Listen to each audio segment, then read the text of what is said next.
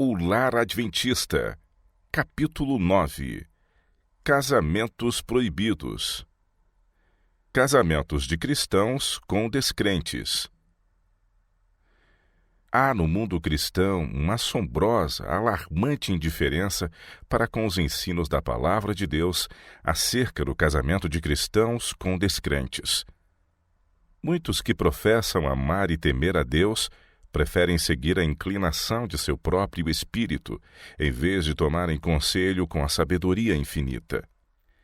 Em uma questão que interessa vitalmente à felicidade e bem-estar de ambas as partes, para este mundo e o porvir, a razão, o juízo e o temor de Deus são postos de parte, permitindo-se que domine o cego impulso, a obstinada determinação. Homens e mulheres de outro modo sensatos e conscienciosos fecham os ouvidos aos conselhos, são surdos aos apelos e rogos de amigos e parentes e dos servos de Deus. A expressão de um aviso ou advertência é considerada impertinente intromissão, e o amigo que é fiel bastante para pronunciar uma admoestação é tratado como inimigo. Tudo isto é como Satanás deseja. Ele tece seu encanto em volta da alma, e esta se torna enfeitiçada, apaixonada. A razão deixa cair as rédeas do domínio próprio sobre o pescoço da concupiscência. A paixão não santificada toma o domínio até que, demasiado tarde, a vítima desperta de uma vida de miséria e escravidão. Não é este um quadro traçado pela imaginação, mas apresentação de fatos. Deus não dá sua sanção a uniões que ele proibiu expressamente. São positivos os mandamentos de Deus. O Senhor ordenou ao Israel antigo que não deveria haver casamentos com pessoas de nações idólatras ao seu redor. Nem te aparentarás com elas, não darás tuas filhas a seus filhos, e não tomarás suas filhas para teus filhos. Deuteronômio capítulo 7, verso 3. É dada a razão para isso. A infinita sabedoria, prevendo o resultado de semelhantes uniões, declara: pois elas fariam desviar teus filhos de mim, para que servissem a outros deuses, e a ira do Senhor se acenderia contra vós e depressa vos consumiria. Deuteronômio 7, verso 4. Porque povo santo és ao Senhor teu Deus. O Senhor teu Deus te escolheu para que lhe fosses o seu próprio povo, de todos os povos que sobre a terra há. Deuteronômio 7, verso 6. No Novo Testamento existem proibições semelhantes acerca do casamento de cristãos com ímpios. O apóstolo Paulo, em sua primeira carta aos Coríntios, declara: a mulher casada está ligada pela lei todo o tempo em que o seu marido vive. Mas se falecer o seu marido, fica livre para casar com quem quiser, contando que seja no Senhor. 1 Coríntios 7, 39. De novo, em sua segunda epístola, escreve: não vos prendais a um jugo desigual com os infiéis, porque que sociedade tem a justiça com a injustiça? E que comunhão tem a luz com as trevas? E que concórdia há entre Cristo e Belial? Ou que parte tem o fiel com o infiel? E que consenso tem o templo de Deus com os ídolos? Porque vós sois o templo do Deus vivente. Como Deus disse: neles habitarei e entre eles andarei. E eu serei o seu Deus e eles serão o meu povo. Pelo que saí do meio deles e apartai-vos, diz o Senhor, e não toqueis nada imundo, e eu vos receberei. E eu serei para vós pai, e vós sereis para mim filhos e filhas, diz o Senhor Todo-Poderoso. 2 Coríntios capítulo 6, versos de 14 a 18. A maldição de Deus repousa sobre muitas das ligações inoportunas e impróprias que se formam nesta época atual. Se a Bíblia deixasse estas questões vaga e imprecisamente, então seria mais desculpável o procedimento que muitos jovens de hoje estão seguindo em suas relações. Mas os reclamos bíblicos não são ordens incompletas, requerem perfeita pureza de pensamento, palavras e atos. Somos gratos a Deus porque sua palavra é uma luz para os nossos pés e porque ninguém precisa errar o caminho do dever. Os jovens devem constituir seu dever, consultar suas páginas e atender a seus conselhos, pois lamentáveis erros são sempre cometidos ao desviar-se de seus preceitos. Deus proíbe que crentes se casem com descrentes. Nunca se deve o povo de Deus aventurar em terrenos proibidos. O casamento entre crentes e descrentes é proibido por Deus. Mas, demasiadas vezes, o coração não convertido segue seus próprios desejos e formam-se uniões matrimoniais não sancionadas por Deus. Por isso, muitos homens e mulheres se acham sem esperança e sem Deus no mundo. Suas nobres aspirações se acham mortas por uma cadeia de circunstâncias e eles estão detidos na rede de Satanás. Os que são dominados pela paixão e os impulsos terão amarga colheita a ceifar nesta vida, e sua direção pode dar em resultado a perda de sua alma. Os que professam a verdade desprezam a vontade de Deus, desposando incrédulos. Perdem-lhe o favor e fazem dura a obra do arrependimento. O incrédulo poderá ser dotado de excelente caráter moral. O fato de que ele ou ela não atendeu às reivindicações de Deus e negligenciou tão grande salvação é razão suficiente para que se não consume tal união. O caráter do incrédulo talvez seja semelhante ao do jovem a quem Jesus dirigiu as palavras: "Ainda te falta uma coisa", Lucas 18, 22. Aquilo era coisa necessária. O exemplo de Salomão. Há homens pobres e obscuros, cuja vida Deus aceitaria e tornaria cheia de utilidade na terra e de glória no céu. Mas Satanás está operando persistentemente para derrotar seus desígnios e arrastá-los à perdição, mediante o casamento com pessoas cujo caráter é de tal natureza que eles como que se lançam diretamente atravessados na estrada da vida. Bem poucos saem vitoriosos desse emaranhado. Satanás bem sabia os resultados que se seguiriam à obediência, e durante os primeiros anos do reinado de Salomão, anos gloriosos por causa da sabedoria, beneficência e retidão do rei, ele procurou introduzir influências que haviam de desarraigar traiçoeiramente a lealdade de Salomão aos princípios e fazê-lo separar-se de Deus. E que o inimigo foi bem sucedido nesse esforço, sabemos pelo relato. E Salomão se aparentou com Faraó, rei do Egito, e tomou a filha de Faraó e a trouxe à cidade de Davi. 1 Reis, capítulo 3, verso 1. Formando concerto com uma nação pagã e selando o pacto pelo casamento com uma princesa idólatra, rejeitou Salomão temerariamente as sábias providências que Deus fizera para manter a pureza de seu povo.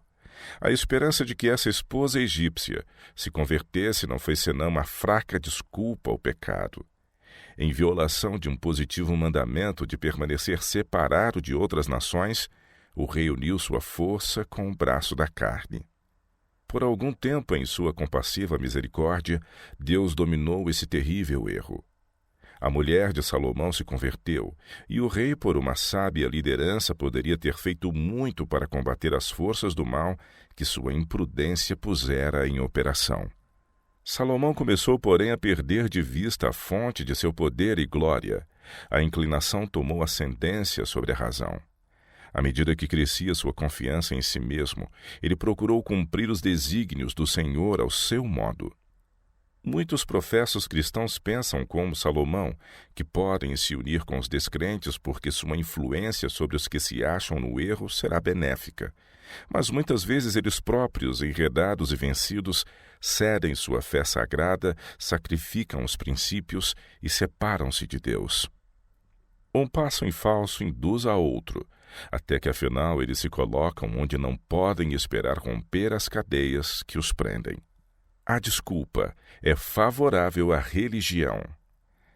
Alega-se por vezes que o incrédulo é favorável à religião, e é tudo quanto se poderia desejar para um companheiro, a não ser uma coisa: não ser cristão. Se bem que o melhor discernimento do crente lhe sugira ser inconveniente unir-se para toda a vida com uma pessoa que não partilha da fé, todavia, em 9 casos em cada 10, triunfa a inclinação. O declínio espiritual começa no momento em que se proferem os votos no altar, O fervor religioso é arrefecido e vão sendo derribadas uma após outra as fortalezas, até que se encontram ambos unidos sob a negra bandeira de Satanás. Mesmo nos festejos das bodas, o espírito mundano triunfa na consciência da fé e da verdade. No novo lar não é respeitada a hora da oração. A noiva e o noivo preferiram-se um ao outro e despediram a Jesus. A mudança no crente. A princípio, talvez o incrédulo não manifeste oposição.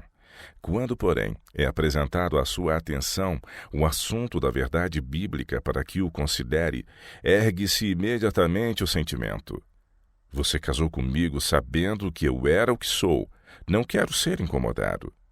Daqui em diante fica entendido que são proibidas as conversas sobre seus peculiares pontos de vista. Caso o crente manifeste qualquer zelo especial com relação à sua fé, pareceria descortês para com aquele que não toma nenhum interesse na vida cristã. O crente raciocina que nas novas relações tem de conceder alguma coisa ao companheiro de sua escolha.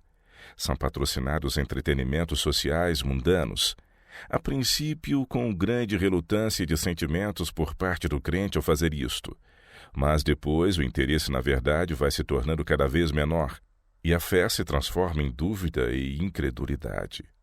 Ninguém haveria suspeitado que aquele outrora firme e consciencioso crente e consagrado seguidor de Cristo pudesse se tornar um dia duvidoso, vacilante, como agora é.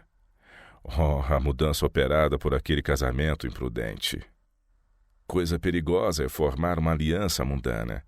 Bem sabe Satanás que o momento que testemunha um enlace de muitos rapazes e moças põe um ponto final em sua história religiosa, em sua utilidade nesse sentido. Acham-se perdidos para Cristo. Poderão por algum tempo fazer um esforço para viver a vida cristã. Todos esses esforços, no entanto, são feitos contra a decidida corrente em sentido contrário.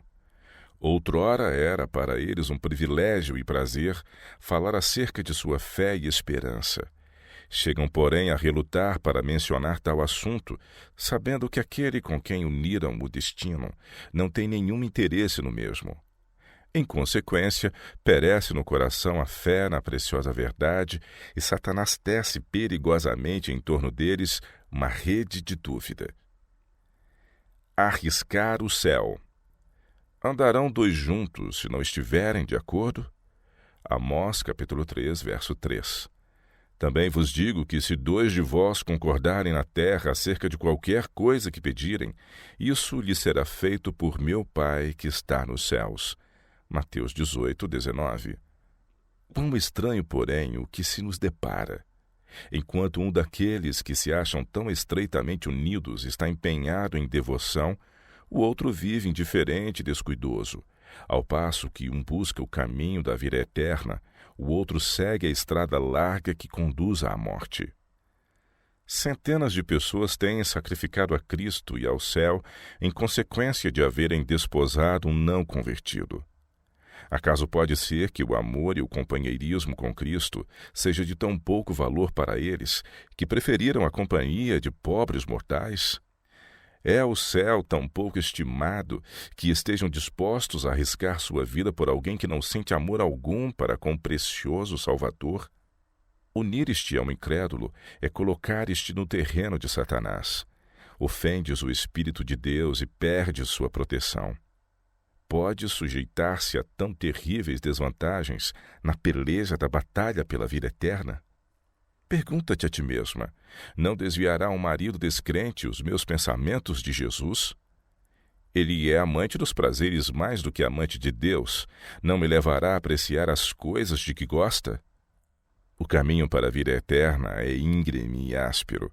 Não tomes sobre ti fardos além dos necessários, que retardam o teu progresso. Um lar sem sombras. O coração anela o amor humano, mas esse amor não é bastante forte ou bastante puro ou precioso bastante para suprir o lugar do amor de Jesus. Unicamente em seu Salvador pode a esposa encontrar sabedoria, força e graça para enfrentar os cuidados, responsabilidades e tristezas da vida. deve constituí-lo sua força e guia. Que a mulher se entregue a Cristo antes de se entregar a qualquer amigo terreno, e não assuma qualquer relação que entre em atrito com isso. Os que encontram a verdadeira felicidade precisam da bênção dos céus sobre tudo que possuem e fazem. É a desobediência a Deus que enche de miséria a tantos corações e lares. Minha irmã, a menos que desejes ter um lar de onde nunca se levantem as sombras, não te unas com um homem que é inimigo de Deus. O raciocínio do cristão. Que deve fazer todo crente quando levado a essa posição difícil para a solidez dos princípios religiosos? Com firmeza digna de imitação, ele deve dizer francamente: sou um cristão consciencioso. Creio que o 7º dia da semana é o sábado bíblico. Nossa fé e princípios são tão diversos que levam a direções opostas. Não nos é possível ser felizes juntos, pois se prossigo em adquirir mais perfeito conhecimento da vontade de Deus, me tornarei mais e mais diferente do mundo, e mais me assemelharei a Cristo. Se você continua a não ver nenhuma beleza em Jesus, nenhuma atração na verdade, amará um mundo que eu não posso amar, ao passo que eu me deleitarei nas coisas de Deus, a que você não pode ter amor. As coisas espirituais discernem-se espiritualmente. Sem discernimento espiritual, você será incapaz de ver os direitos que Deus tem sobre mim, ou de avaliar minhas obrigações para com o Mestre a quem sirvo. Então você achará que o negligencio por causa de meus deveres religiosos. Não se sentirá feliz, terá ciúmes da afeição que consagro a Deus, e me sentirei só em minha crença religiosa. Quando se mudarem seus pontos de vista, quando seu coração atender aos reclamos de Deus e aprender a amar a meu Salvador, então poderemos reatar nossas relações. O crente faz então por Cristo um sacrifício que sua consciência aprovará, e que mostra que ele estima a vida eterna demasiado alto para correr o risco de perdê-la. Sente que melhor lhe é permanecer solteiro do que ligar seus interesses por toda a vida com uma pessoa que prefere o mundo a Jesus e que o buscaria levar para longe da cruz de Cristo. Um casamento bem fundamentado. Só em Cristo é que se pode com segurança entrar para o casamento. O amor humano deve fazer derivar do amor divino os seus laços mais íntimos. Só onde Cristo reina é que pode haver afeição profunda, verdadeira e altruísta. Quando um dos cônjuges se converte depois de casado. A pessoa que entrou para a relação matrimonial, quando ainda não convertida, coloca-se pela sua conversão sob uma obrigação maior de ser fiel à pessoa consorte, por mais que difiram com respeito à fé religiosa. Todavia, as exigências de Deus devem ser postas acima de toda a relação terrena, mesmo que provas e perseguições possam ser o resultado. Com espírito de amor e mansidão, esta fidelidade pode ter influência no sentido de ganhar o descrente.